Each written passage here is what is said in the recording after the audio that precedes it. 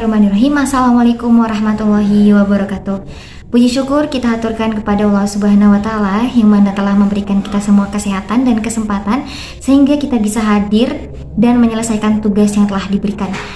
Baik, salawat serta salam tak lupa pula kita haturkan kepada baginda Rasulullah Sallallahu Alaihi Wasallam yang mana telah membawa kita semua dari zaman jahiliyah menuju zaman yang terang benderang seperti sekarang ini.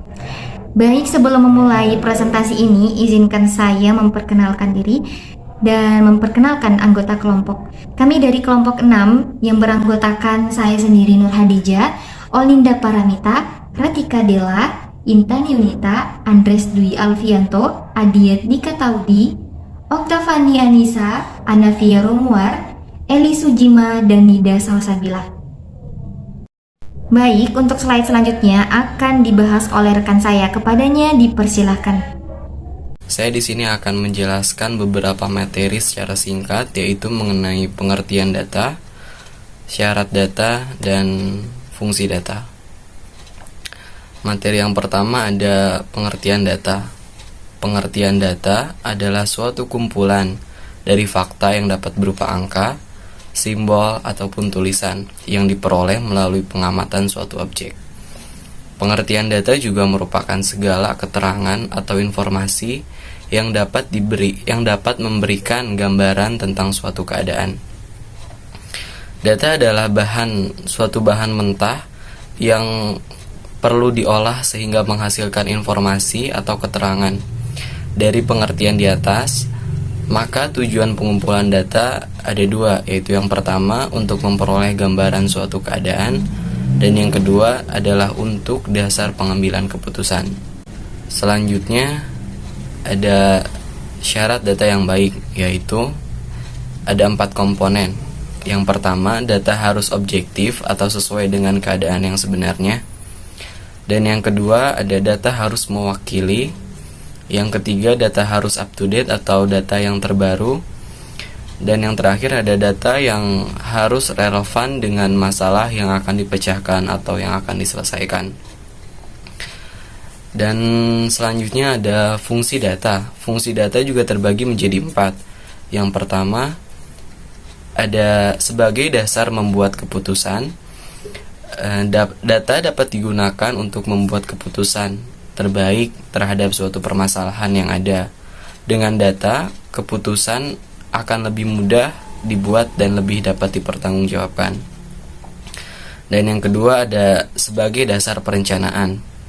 Dalam membuat suatu perencanaan, diperlukan adanya suatu parameter yang akurat. Data di sini dibutuhkan untuk menjadi parameter acuan dalam membuat suatu perencanaan. Yang ketiga, sebagai acuan implementasi suatu kegiatan. Dengan adanya data, dapat dijadikan acuan atau tolak ukur untuk melakukan suatu kegiatan. Dan yang terakhir ada sebagai bahan evaluasi. Dalam suatu organisasi atau lembaga, pasti diperlukan adanya evaluasi untuk meningkatkan mutu. Data di sini berperan sebagai bahan untuk melakukan evaluasi terhadap kegiatan atau kinerja suatu organisasi. Jenis-jenis data. Data dapat dibedakan menjadi 4 bagian. Yang pertama yaitu berdasarkan cara pengumpulan data, yang kedua berdasarkan sifat data, yang ketiga berdasarkan metode pengumpulan data, dan yang keempat berdasarkan waktu pengumpulan data. Yang pertama, berdasarkan cara pengumpulan data. Berdasarkan cara pengumpulan data, data dapat dibedakan menjadi 2, yaitu yang pertama adalah data observasi. Data observasi adalah teknik pengumpulan data yang dilakukan lewat pengamatan secara langsung. Contohnya adalah data hasil dari observasi. Yang kedua adalah eksperimen. Data eksperimen adalah metode penelitian untuk mengetahui akibat dari perlakuan yang diberikan terhadap suatu hal yang sedang diteliti. Contohnya adalah penelitian yang dilakukan dalam bidang biologi eksperimen. Yang kedua adalah data berdasarkan sifatnya. Data berdasarkan sifatnya dapat dibedakan menjadi 2. Yang pertama yaitu data kualitatif. Data kualitatif adalah data deskriptif atau data yang tidak berbentuk angka. Biasanya dinyatakan dalam bentuk verbal, simbol, ataupun gambar.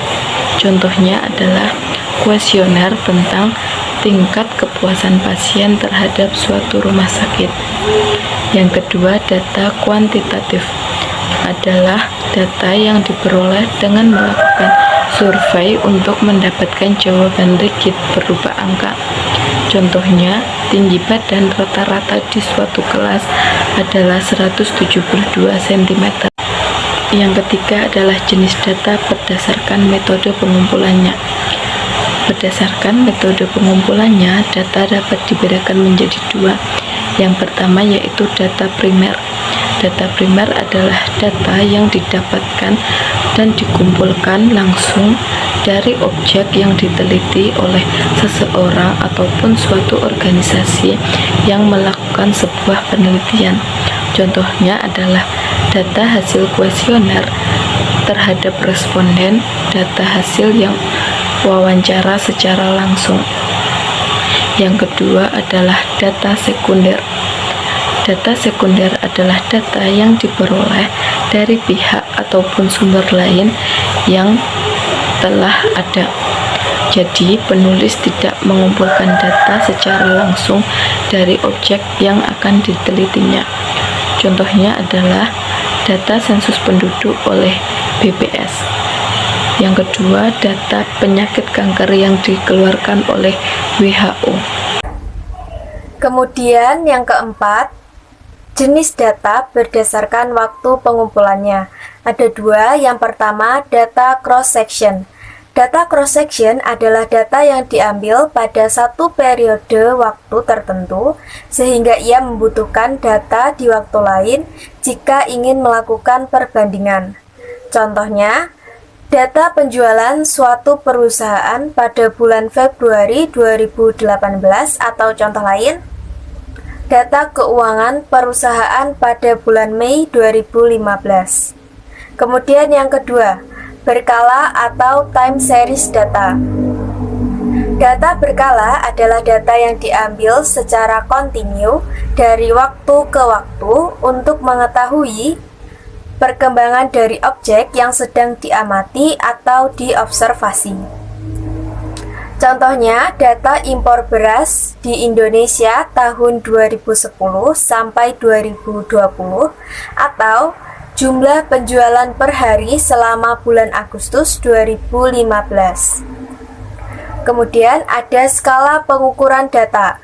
Skala pengukuran data terdapat 4 jenis. Yang pertama, skala nominal. Skala yang paling sederhana disusun menurut jenis kategorinya atau fungsi bilangan hanya sebagai simbol untuk membedakan karakteristik satu dengan yang lainnya.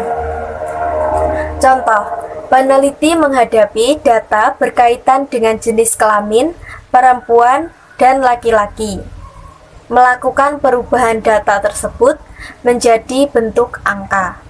Misalkan, laki-laki dengan angka 1 dan perempuan dengan angka 2. Lalu yang kedua, skala ordinal.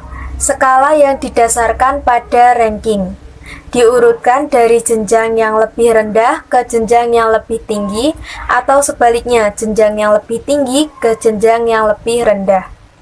Contohnya, SD dengan angka 1, SMP angka 2, SMP sama dengan 3, lalu S1 atau S2 angka 4. Atau sebaliknya, SD sama dengan 4, SMP sama dengan 3, SMA sama dengan 2, lalu S1 atau S2 sama dengan 1. Baik, di sini saya akan melanjutkan tentang skala pengukuran data. Yang ketiga ada skala interval. Apa sih skala interval itu? Skala interval yaitu skala yang menunjukkan jarak antara satu data dengan data yang lainnya dan mempunyai bobot yang sama, tetapi tidak mempunyai angka nol mutlak. Sebagai contoh, rentangan pada usia. Umur 20-30 tahun sebanyak 1 orang. Umur 31 sampai 40 tahun sebanyak 2 orang. Sedangkan umur 41 sampai 50 tahun sebanyak 3 orang. Nah, di sini bisa kita lihat dari contoh tersebut terdapat jarak antara satu data dengan data lainnya. Contoh umur 1 dengan umur yang lainnya, tetapi mempunyai bobot yang sama. Yang keempat ada skala rasio. Skala rasio hampir sama dengan skala interval. Yang membedakannya adalah skala pengukuran rasio memiliki nilai 0 mutlak dan jaraknya yang sama, sedangkan interval tidak. Nilai 0 mutlak ini artinya adalah nilai dasar yang tidak bisa diubah meskipun menggunakan skala yang lain. Skala rasio termasuk skala pengukuran yang menggunakan perbandingan. Sebagai contoh, pemakaian handphone dalam satu hari, jika pemakaiannya 4 jam, maka skala rasionya adalah 4:24 jam, atau sama dengan 1:6. Dengan mengetahui perbedaan skala pengukuran tersebut, maka kita dapat menentukan uji statistik dengan tepat. Skala data merupakan salah satu unsur penting dalam menentukan uji statistik. Baik, itu saja yang dapat kami paparkan. Lebih dan kurangnya kami memohon maaf. Wabillahi taufiq wal hidayah. Wassalamualaikum warahmatullahi wabarakatuh.